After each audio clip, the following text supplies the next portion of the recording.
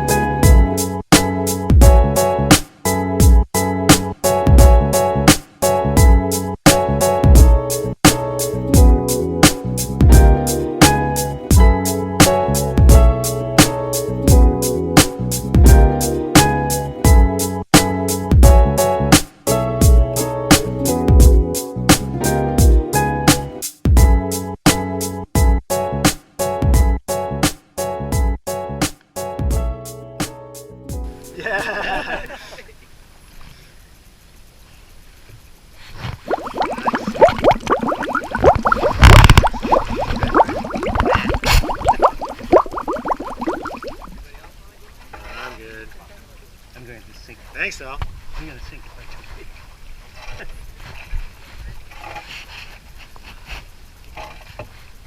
This is plastic. Ah, man. Yeah. You got that? There you go. Nice.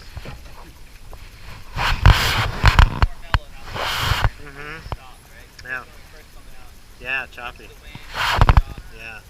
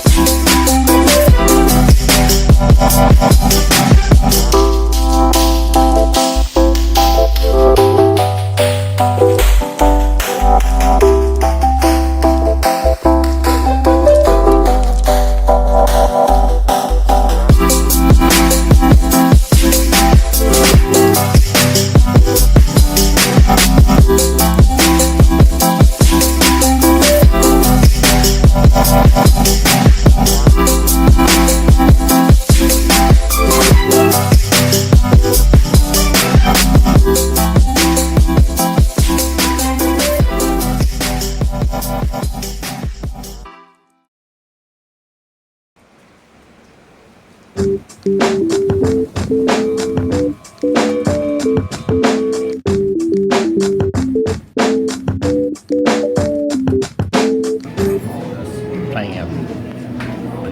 That's okay, I'll be right back.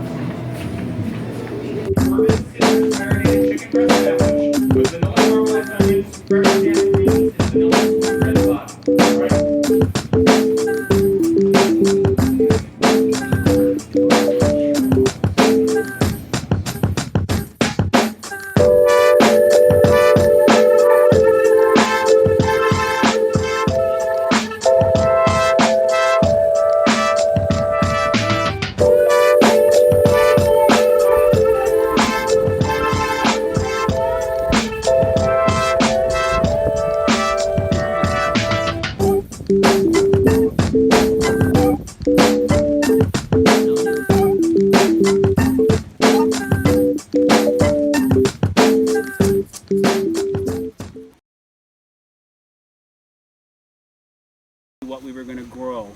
came to the Big Island.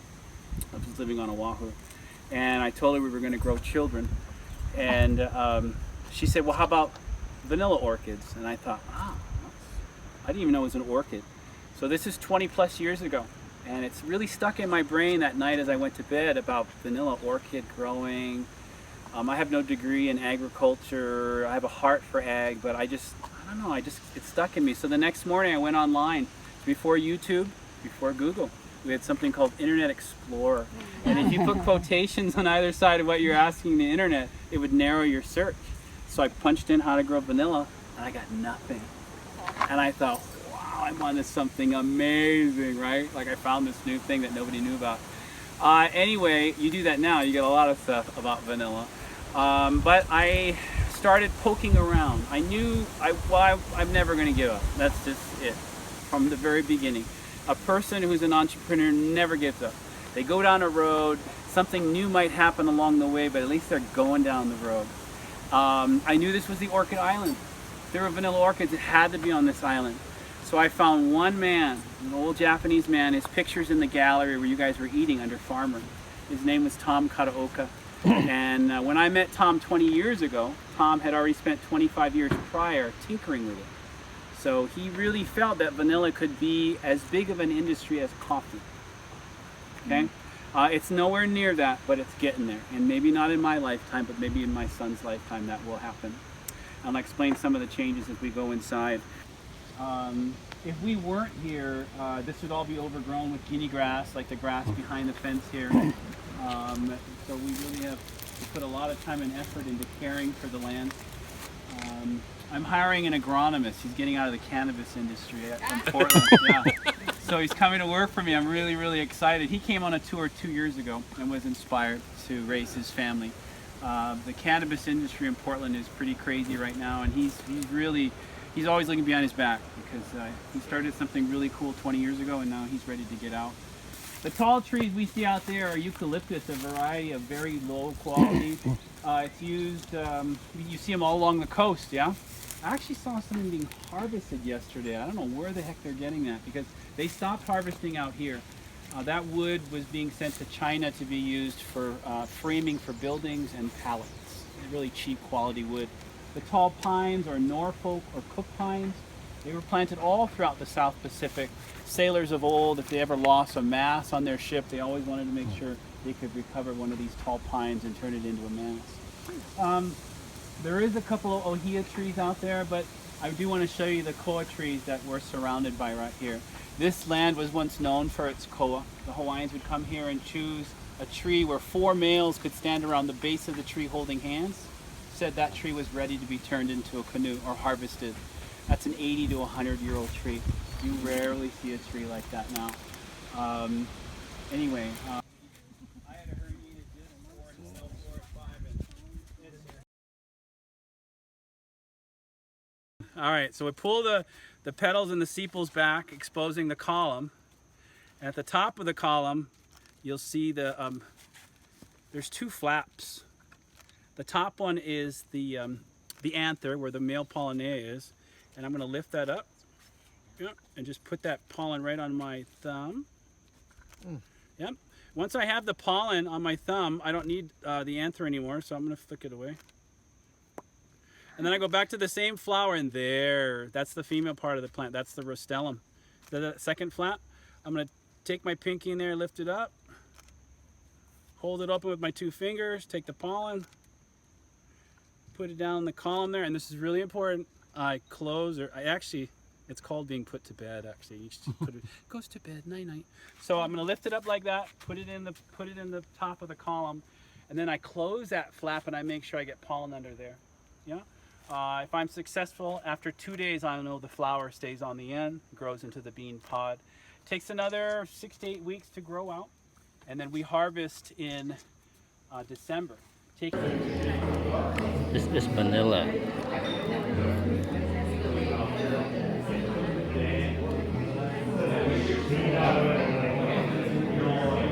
It's a steep walk back. Steep.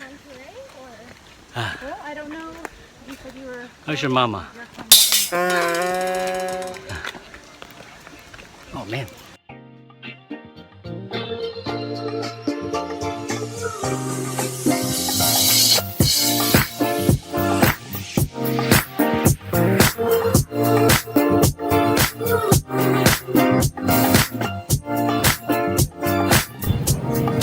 Hello, hello. Hey, bud, check it out. Big hello, hello.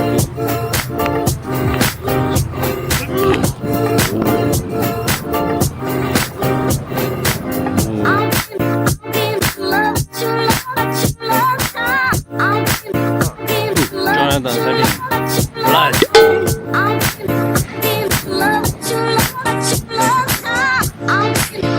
For sure.